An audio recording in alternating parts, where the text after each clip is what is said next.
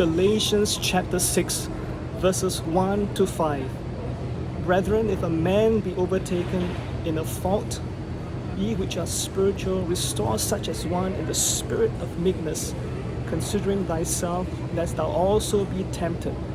Bear ye one another's burdens, so as to fulfill the law of Christ. For if a man think himself to be something, when he is nothing, he deceives himself. Let every man prove his own work, and then shall he have rejoicing in himself alone, and not in another. For every man shall bear his own burden.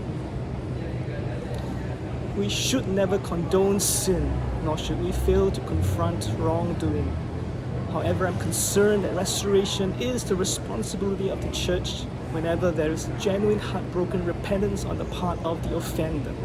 Unfortunately, the measure that many of us in the church deal with those who have fallen into temptation is abominable in the sight of God. It's contrary to the way God has instructed us to relate with them. If we attempt to destroy or judge another brother or sister who has repented and who sins under the blood of Jesus Christ, the Lamb of God, we are in essence setting our own laws, quote unquote, and standard higher than that of God's word. Actually, we ourselves are guilty of the sin of the pride of life as well as the sin of idolatry.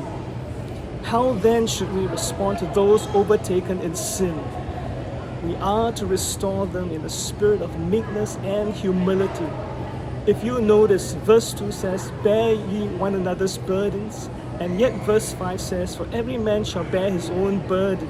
Is there a seeming contradiction between verse 2 and verse 5? Now, while we are to share each other's loads willingly, we are not to compare ourselves with them. We must ask the Lord to search and examine our own hearts. Let there be no self-righteousness, lest we are also tempted. We are not morally and spiritually superior to others. It's only by the grace of God that we stand. Romans chapter 5 verse 2 says, by whom also we have access by faith into this grace, wherein we stand and rejoice in the hope of the glory of God.